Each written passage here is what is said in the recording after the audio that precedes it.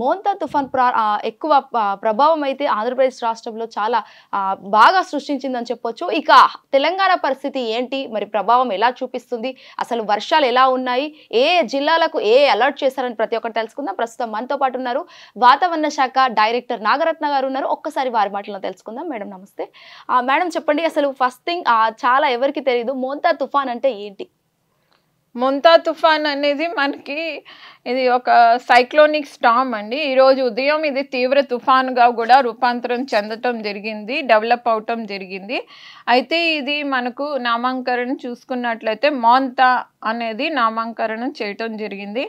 అయితే ఇది మనకు ఈరోజు ఉదయం చూసుకున్నట్లయితే 14.9 degrees నార్త్ లాటిట్యూడ్ మరియు 82.9 ఈస్ట్ లాంగిట్యూడ్ వద్ద పశ్చిమ మధ్య బంగాళాఖాతం ఆ ప్రాంతాల్లో కేంద్రీకృతం అయి ఉంది.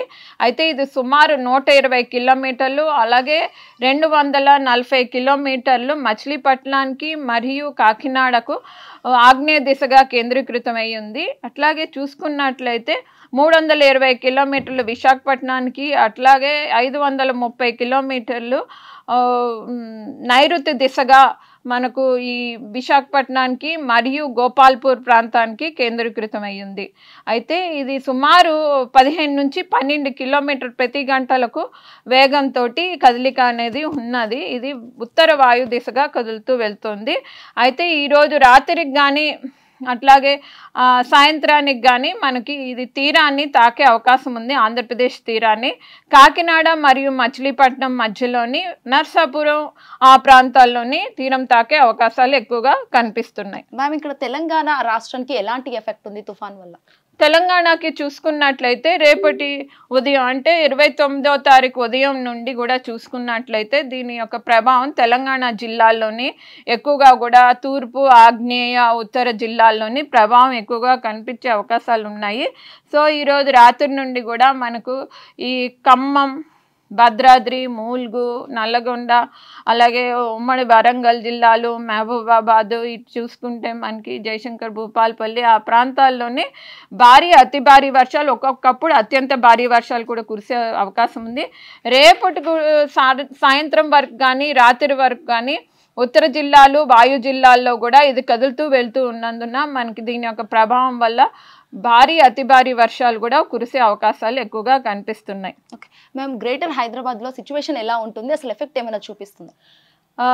గ్రేటర్ హైదరాబాద్లో మనకు చూసుకున్నట్లయితే దీని యొక్క ప్రభావం వల్ల గాలి తీవ్రత ఎక్కువగా ఉండే అవకాశం ఉంది, 50 నుంచి 60 కిలోమీటర్ ప్రతి గంటకు. అట్లాగే మనకు వర్షపాతం తేలికపాటి నుంచి మోస్తారు వర్షాలు వచ్చి ఎల్లో వార్నింగ్ ఇవ్వటం జరిగింది ఈరోజు. ఓకే మేము అసలు చూసుకున్నట్లయితే ముఖ్యంగా ఆ పంట కోత రావచ్చు, అటు అగ్రికల్చర్ వాళ్ళు ఏవైతే రైతులు ఉన్నారో లేకపోతే స్తంభం పైన ఎక్కే వాళ్ళకు ఎలాంటి హెచ్చరికలు జారీ చేస్తున్నారు?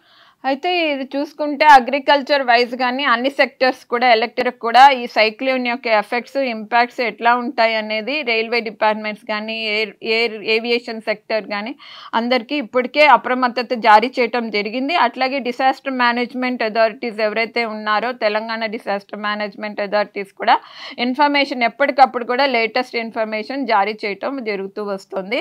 సో అగ్రికల్చర్ వైజ్ చూసుకున్నట్లయితే ఈ వర్షం అది ఎక్కువ ఉన్న జిల్లాల్లోని జాగ్రత్తగా ఉండాల్సిందిగా, అట్లాగే కోత దశలో ఉన్నటువంటి పంటలు యొక్క ముందే కోసుకోవాల్సింది కూడా చెప్పడం జరిగింది. కోయన్ వాళ్ళు కూడా జాగ్రత్త వహించాల్సిన అవసరం ఉంటుంది.